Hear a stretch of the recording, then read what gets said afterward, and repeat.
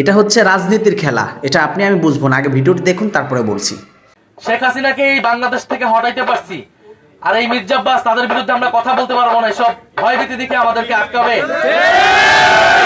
ভেবে থাকেন, এটা তিনি অত্যন্ত ভুল করছেন এবং উনি বুঝেনও নাই তিনি আজকে কি অপরাধটা করে ফেলছেন। মির্জা আব্বাসের ইতিহাস আমরা জানি, আমরা ওই ঢাকা শহরে বড় হয়েছি।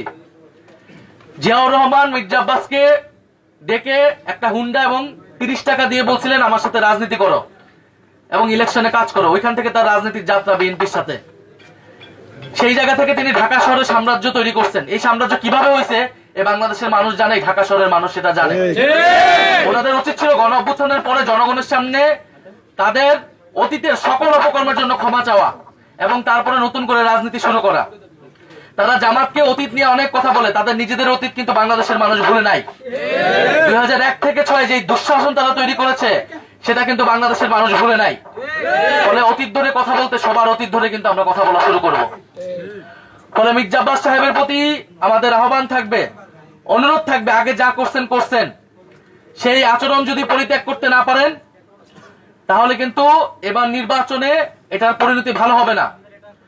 এবং বিএনপির মির্জা আব্বাস সহ এই বিভিন্ন সিনিয়র নেতৃবৃন্দ তারা গত 16 বছর আওয়ামী লীগের সাথে আপোষ করে রাজনীতি করেছে। আপনারা দেখবেন তাদের বেশিরভাগের ব্যবসা বাণিজ্য সবকিছু আওয়ামী লীগের লোকদের সাথে সংশ্লিষ্ট এবং তারা নিজেদের ব্যবসা বাণিজ্য অর্থ সম্পত্তি টিকানের লোভে, টিকানের কারণে, নিজেদের স্বার্থের কারণে তারা হোল হার্টেডলি কখনো রাজপথে নামে নাই, মাঠে নামে নাই। ছাত্র দল, যুব দল, বিএনপি, তৃণমূলের নেত্রীরা, নেতাকর্মীরা জীবন দেওয়ার জন্য প্রস্তুত ছিল, কিন্তু এই মির্জা আব্বাসের মতো নেতারা ঢাকা শহরে কোনো গ্রিন সিগন্যাল দেয় নাই। গণ অভ্যুত্থানের সময় তারা মির্জা আব্বাসদের জন্য অপেক্ষা করে নাই। ছাত্র শিবির, ছাত্র দল, গণ অভ্যুত্থানের বৈষম্য বিরোধী সকল নেতাকর্মীরা জনগণের জন্য রাজপথে নেমে গিয়েছিল।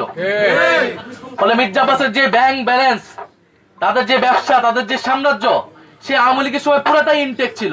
এবং এটা বেশিরভাগ বিএনপি নেতাকর্মীদের আপনি দেখবেন খুঁজলে একই জিনিস পাবেন।